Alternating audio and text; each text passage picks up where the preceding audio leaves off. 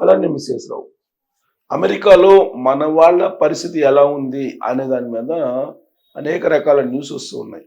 ప్రత్యేకించి భారతీయులు, ఎందుకంటే H1B వీసా ఎక్కువగా భారతీయులే పొందుతుంటారు. 70-80% మన ఇండియన్సే H1B వీసాదారులు అక్కడ ఉన్నారు అనేది ఇప్పుడు అక్కడ ఉన్నటువంటి అమెరికన్ మాజీ కాంగ్రెస్ నేతలు చెప్తూ ఉన్నారు.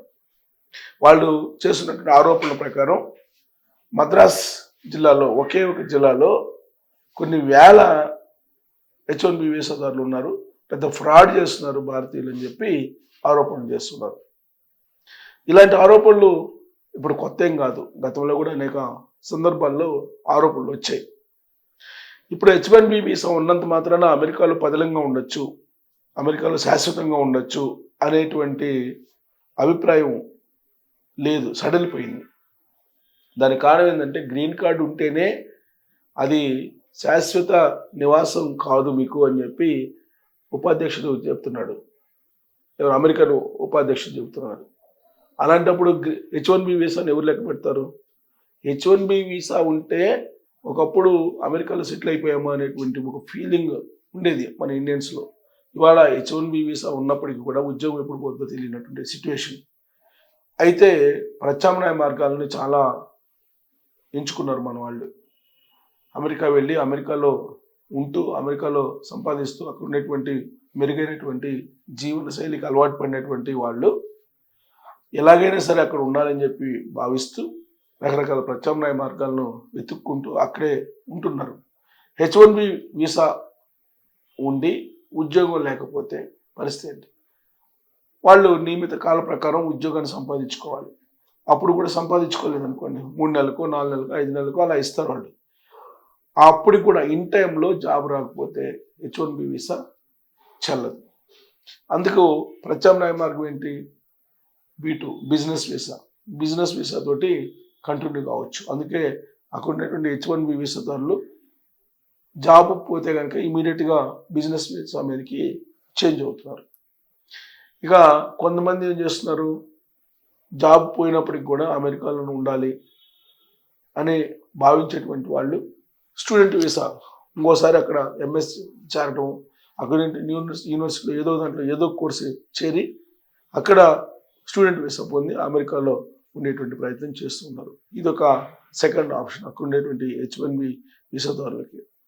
భార్యాభర్తలు ఇద్దరు ఎంప్లాయీస్ అయితే కనుక ఒకళ్ళకి ఉద్యోగం పోతే ఇంకొకళ్ళు డిపెండెంట్ వీసా తీసుకోవచ్చు, H4 వీసా మీద అక్కడ కంటిన్యూ కావచ్చు.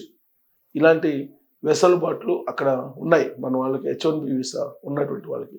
సో H1B వీసా ఉన్నంత మాత్రాన అక్కడ శాశ్వతంగా మనం అమెరికాలో ఉండిపోవచ్చు, అమెరికాలో మనం జీవన ప్రమాణాలను పెంచుకోవచ్చు, అక్కడే ఉండిపోవచ్చు అనేటువంటి భావన ఏదైతే ఉందో అది ఇప్పుడు కంప్లీట్గా పోయింది.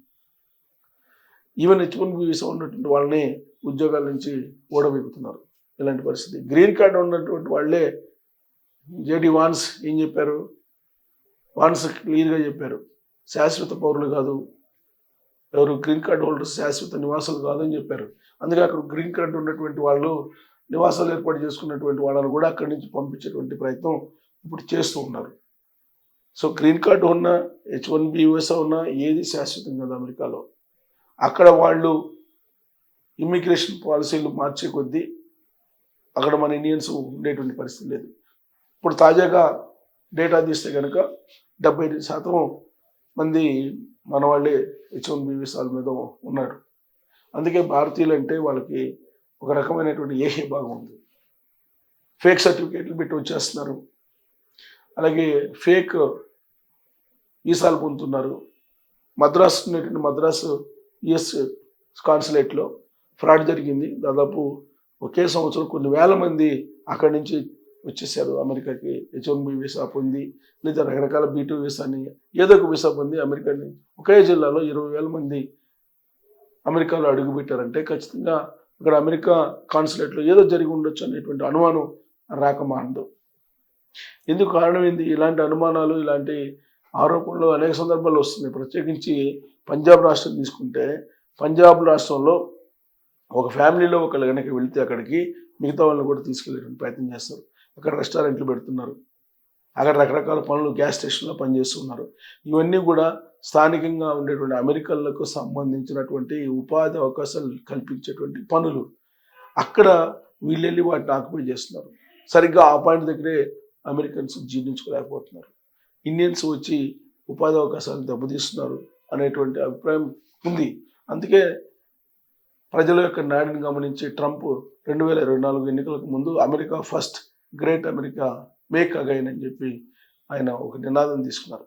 ఆ నినాదంలో భాగంగానే ఇప్పుడు ఇల్లీగల్ ఇమిగ్రెంట్స్ని కాళ్ళు చేతులు కట్టి పంపించేస్తున్నారు ప్రత్యేకమైనటువంటి విమానంలో. ఇప్పుడు కొంచెం ఆలోచిస్తున్నారు ట్రంప్. ఎందుకంటే అమెరికా నడవదు, ఇతర దేశాల వాళ్ళు లేకపోతే కనుక అమెరికా నడిచేటువంటి పరిస్థితి ఉండదు. మేధావి వర్గం అంతా కూడా ఇతర దేశాలకు సంబంధించినటువంటి వాళ్ళు, అందులో కూడా భారతదేశానికి సంబంధించినటువంటి వాళ్ళు ఎక్కువ మంది మేధావులు ఉంటారని నమ్మేటువంటి లీడర్లలో ఇప్పుడు ట్రంప్ కూడా కలిసిపోయాడు. అందుకే ఒకవైపు ఆయన మారాడని చెప్పి సంబరపడాలో, లేదంటే H1B వీసాదారుల మీద నానాటికి కండిషన్స్ ఎక్కువ పెడుతున్నటువంటి క్రమంలో బాధపడాలి అర్థం కానటువంటి డైలమా స్థితిలో మన వాళ్ళు అక్కడ కాలం గడుపుతూ ఉన్నారు. జాబ్ ఆపర్చునిటీస్ కూడా తగ్గాయి. ఇప్పుడు తాజాగా రిపోర్ట్ ప్రకారం నా మిత్రుడు అమెరికా నుంచి ఒక ఆర్టికల్ పంపించాడు. అక్కడ రియల్ ఎస్టేట్ కుప్పగూలింది అని చెప్పి దాదాపుగా 9.8% తగ్గిందంట, గతంలో ఎప్పుడూ లేని విధంగా. అయితే గత 2019 నుంచి గత 4 సంవత్సరాల నుంచి దాదాపుగా 70-80% రియల్ ఎస్టేట్ హైక్ అయిందంట. ఒక్కసారిగా ఇప్పుడు 10% పడిపోయింది సుమారుగా అని చెప్పి ఆయన పంపించినటువంటి ఆర్టికల్లో ఉండేటువంటి సారాంశం. అంటే ఆర్థిక మాంద్యం అమెరికాని చుట్టుముడుతోంది. ఏ క్షణమైనా అమెరికాలో ఆర్థిక పరిస్థితి కుప్పకూలేటువంటి అవకాశం ఉంది. అదే జరిగితే కనుక ప్రపంచం మొత్తం కూడా ఇబ్బంది పడే అవకాశం ఉంది. సో అమెరికా ఆర్థిక వ్యవస్థ మీద, అమెరికాకు సంబంధించినటువంటి చట్టాల మీద, అమెరికాకు సంబంధించినటువంటి కండిషన్స్, అలాగే ఆదేశాల మీద ఆయా దేశాల యొక్క భవిష్యత్తు ఆధారపడి ఉంది. ప్రత్యేకించి భారతదేశం యొక్క భవిష్యత్తు ఐటీ రంగం మీద ఎక్కువగా ఆధారపడి ఉంది, సర్వీస్ సెక్టార్ మీద. సర్వీస్ సెక్టారు మన బడ్జెట్లో సింహభాగంలో ఉంటుంది. ఆ సర్వీస్ సెక్టార్ని కనుక బలహీనపరిస్తే భారతదేశం వెలువెల్లాడిపోతుంది. అందుకే ట్రంప్ ఏమంటున్నాడంటే అవుట్సోర్సింగ్కి సంబంధించి ఎవరైనా సరే ఇతరులను తీసుకొస్తుంది అమెరికాకి, వాళ్ళు $1,00,000 ఫీజు అని చెప్పి అంటున్నారు. సాధారణంగా కంపెనీలు ఏం చేస్తాయంటే అవుట్సోర్సింగ్కి తీసుకెళ్ళి తక్కువ శాలరీస్ పని చేయించుకుంటుంటారు. దానికి ఫుల్ స్టాప్ పెట్టాడు. సో ఇవన్నీ చూసిన తర్వాత ఆల్టర్నేటివ్ H1B వీసా ఉన్నప్పటికీ కూడా ఆల్టర్నేటివ్ కూడా తయారు చేసుకుంటూ ప్రత్యామ్నాయ మార్గాలు వెతుక్కుంటూ మన వాళ్ళు అక్కడ బిక్కబిక్కమంటూ బతుకుతున్నారు అనేది తాజాగా నివేదిక. మరి మన వాళ్ళ పరిస్థితి ఏంటి, భారతీయుల పరిస్థితి అమెరికాలో అలానే కంటిన్యూ అవుతున్నారంటే డాలర్ డ్రీమ్స్ మీద వాళ్ళకు ఉన్నటువంటి నమ్మకమా, లేదంటే డాలర్ డ్రీమ్స్ని నెరవేర్చుకోవాలనేటువంటి తపన ఏంటి, ఏ కారణం చేత అక్కడే కొనసాగుతున్నారు అనే దాని మీద మీరు కామెంట్ చేయొచ్చు. Thank you.